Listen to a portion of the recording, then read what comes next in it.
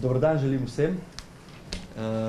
Če sem pravilno seznanjen, ste tako ali tako spremljali sejo upravnega odbora Obrtne zbornice, ki smo jo pravkar v tem delu mojega obiska in moje prisotnosti zaključili. Spoštovanemu predsedniku Obrtne zbornice, gospodu Mehu, se zahvaljujem za to vabilo. Vsem članicam in članom upravnega odbora sem se tudi zahvalil za konstruktivni pristop v času korona epidemije in v času sedaj po korona epidemiji. In slišali ste, da smo skupaj, da sem res hvaležen in ponosen, da smo skupaj pravzaprav ohranili veliko število delovnih mest.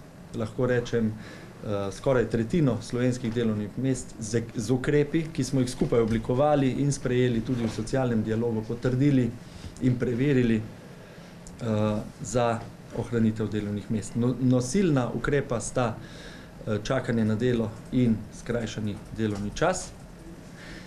Predsednik Obrtne zbornice in upravni odbor je v zvezi s tem izpostavil poziv, da bi se v okviru zakonske možnosti še ta ukrep podaljšal za prihodnji mesec, za september.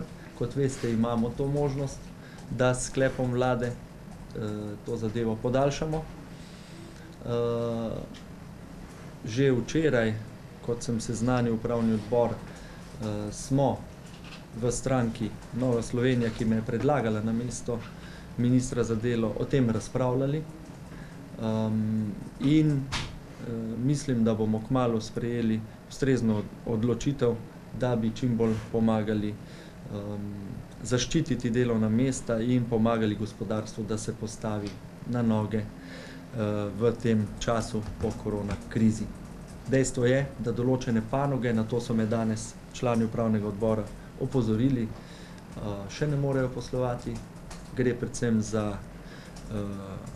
del gostinstva, hotelirje nekatere v Ljubljani, Mariboru, večjih mestih.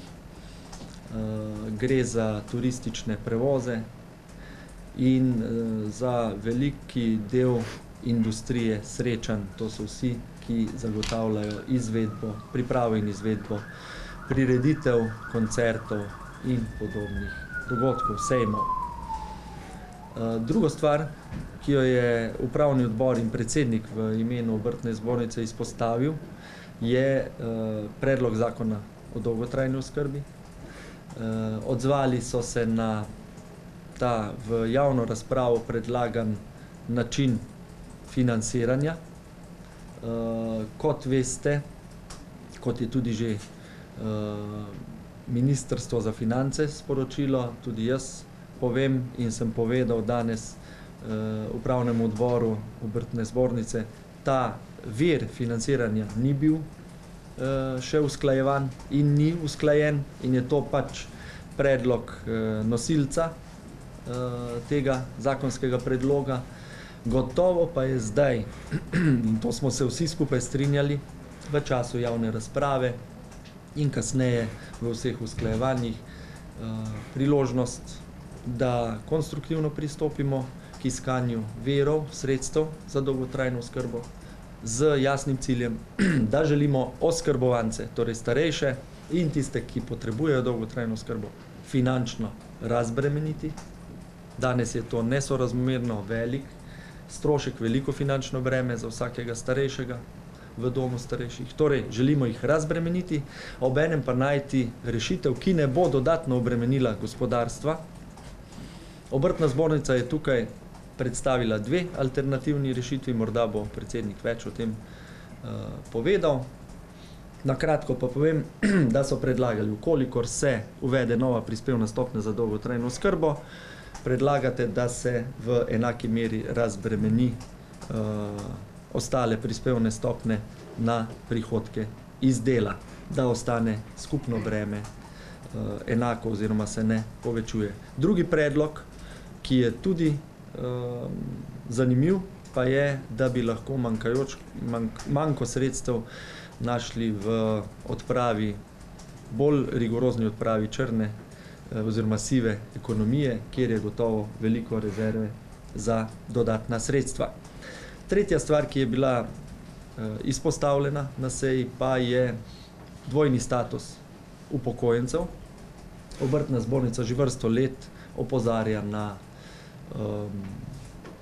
pravzaprav pravico tistih, ki izpolnijo pogoje za starostno upokojitev, da bi prejemali polno pokojnino in hkrati še po želji oziroma v dogovoru z delodajalcem, če gre za zaposlene, obrtniki pa pač ob lastni želji in zmožnosti ostajali v delovnem razmerju oziroma delovno aktivni ob plačevanju seveda polnih prispevkov. Predlog je zanimiv. V Novi Sloveniji, v stranki smo tudi že večkrat o tem razpravljali. Veste, da smo imeli vedno posluh tudi za druge predloge obrtne zbornice in zahteve obrti in podjetništva.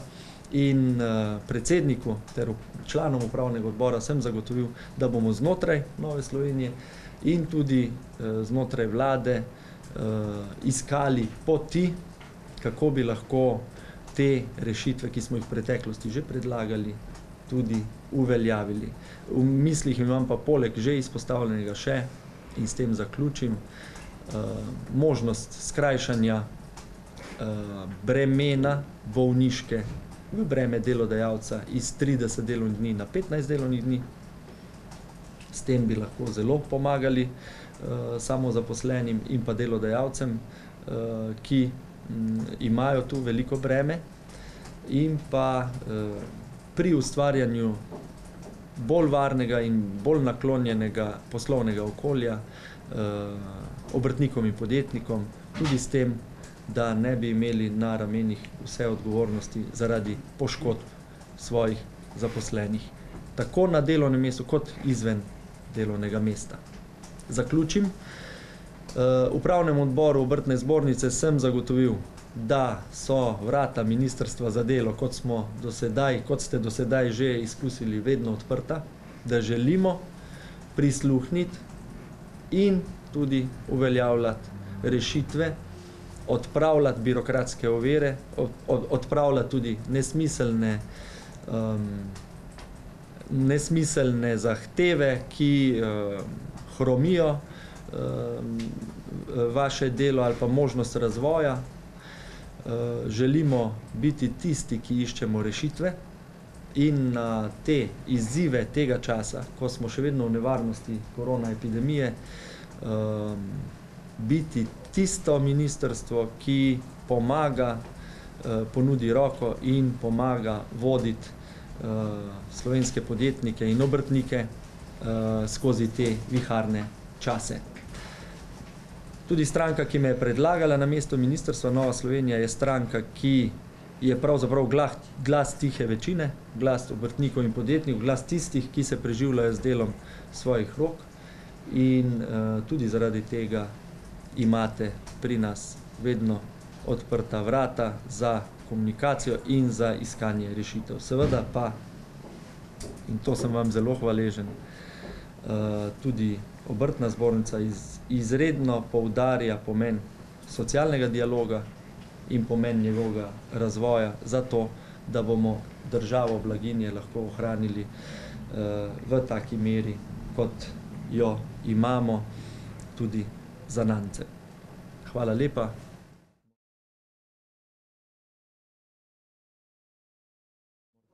Ja, lep pozdrav medijem.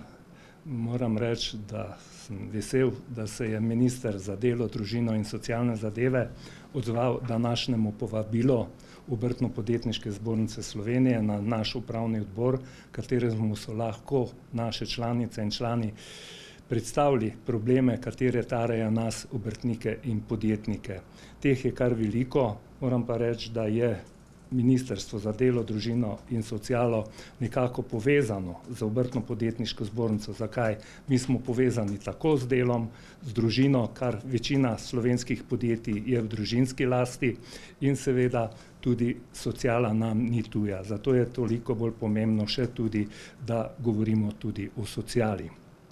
Danes smo mu predstavili čakanje na delo, subvencioniranje krajšega delovnega časa, katero je bilo predvsem pomembno v času, ko so nekatera podjetja se strani vlade bila ustavljena in dejansko, če ne bi prišla vlada ali ministrstvo za delo nasproti z čakanjem na delo, bi danes mnogo od teh podjetij ne bi bilo več. Zato z te strani se moram zahvaliti in seveda na drugi strani zopet apeliramo na vlado, na ministra, da podaljša to, kar je že vse skozi zahteva ali pa bi rekel pobuda Obrtno-podjetniške zbornice do konca leta. Vi veste, da korona še vedno traja in da nekatera podjetja še vedno niso v taki kondiciji, kot so bila pred tem korona, nekatera se bodo pobrala čez daljši čas, 2-3 leta. In seveda želimo, da na nobeno podjetje ne prisahne. Danes smo predstavili ministru tudi, da bi bilo smiselno za tiste, kateri pač jim je upad proizvodnje ali dela ali da je padel pod 50%, da se zopet uvede za njih temeljni osebni dohodek. To bi bilo nekako smiselno, da bi se ta podjetja zopet postavila na noge. Na drugi strani smo seveda predstavili dvojni status, kateri nas mnogo žuli, se pravi upokojeni obrtniki, kateri bi želeli nadaljevati svojo dejavnost, da obdržijo svojo pokojnino in nadaljujejo dejavnost s polnimi prispevki in davki. To se nam zdi smiselno, zaradi tega, ker bi država dobila mnogo več v državno blagajno, kot pa sedaj, ko pač tega ti obrtniki in podjetniki ne smejo. Na drugi strani pa imamo nekatere ljudi, profesorje, doktorje, ko lahko predavajo po avtorski pogodbi, obdržijo svojo pokojnino in se pravi, da se naši obrtniki in podjetniki z tega naslova niso v enakem položaju. Želimo, da enkrat v tej državi imamo vsi enake pogoje za delo. Seveda smo predstavili tudi, se pravi, bolniško. Mi že veste, da sedaj mora priti na breme delodajalca 30 delovnih dni, to je 45 koledarskih dni. Želimo, da se to zniža na 20 koledarskih dni. Seveda drugi problem je pa dolgotrajna bolniška, se pravi ljudje, kateri so več kot 30 dni v bolniški in prihajajo v dolgotrajno bolniško, moramo delodajalci za njih plačati, se pravi, te prispevke in tudi nadomestilo tega njihovega osebnega dohodka, namesto da bi direktno plačevala Zavod za zdravstveno zavarovanje. Veste, da nimamo z tega naslova delavec ne dela in seveda na drugi strani zopet financiramo Zavod za zdravstveno zavarovanje, ker refundirano dobimo čez 2-3 mesece. To se mi zdi, da se je treba urediti. Nekoč je že to bilo tako, da je pa Zavod za zdravstveno zavarovanje nakazoval, da je, mislim, direktno tem upravičencem. Tako da kar nekaj teh zadev je sedaj odprtih, nekatere zadeve so tudi danes predstavljene ministru naši članice in člani. Upam, da bomo skupaj nadaljevali to pot in da bo enkrat država uvedla tisto, da bomo lahko imeli takšno zakonodajo, da bomo lahko normalno delali, normalno se razvijali in seveda na Obrtno-podjetniški zbornici ne strmimo tem, da za minimalne plače. Ljudje morajo imeti dostojne plače za dostojno življenje. To velikokrat tudi izpostavimo. Zato želimo, da se tudi prispevki znižajo.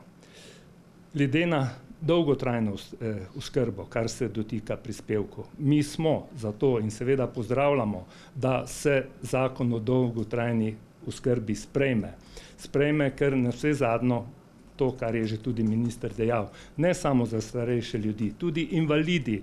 Danes smo še zdravi, jutri smo že lahko bolani in bomo potrebovali to dolgotrajno oskrbo. Seveda pa na drugi strani je pa problem. Veste, da na Obrtno-podjetniški zbornici vse skozi govorimo o tem, da se prispevki in davki ne smejo zvišati. Na drugi strani pa ravno zdaj se te prispevek za dolgotrajno oskrbo, kateri je za, se pravi, za te, ko so na minimalni plači in tisti, ki imajo dokaj normalno plačo, imajo mislim, eni 11 evrov, eni 21 in seveda se pravi 11 evrov da delavec, 11 evrov delodajalec, tiste, ki minimalne plače za ostala pa 21 evrov delavec in 21 delodajalec. Mi s tem tudi ne bi imeli problemov, seveda, da se prispevki znižajo. Znižajo pa ne zgolj za 21 evrov, ampak da se znižajo na raven, tako kot imajo druge evropske države, Nemčija, Avstrija, in potem tudi tisto, kolikor se zniža, damo delavcu in delavc tudi ne bo oškodovan za teh 11 ali 21 evrov, na drugi strani pa tudi ne podjetje. To bi bilo smiselno. Predstavili smo tudi, da imamo v Sloveniji zelo razvito sivo in črno ekonomijo. Za dolgotrajno oskrbo jim nekako primanjkuje 325 milijonov in mislimo, da je v tem sivi in črni ekonomiji mnogo več kot 325 milijonov in to bi lahko tudi država iz tega tudi pokrila. Zato mi mislimo, da država ima še veliko možnosti, kje in kako lahko pobere denar in zagotovi življenje boljše za državljanke in državljane Republike Slovenije.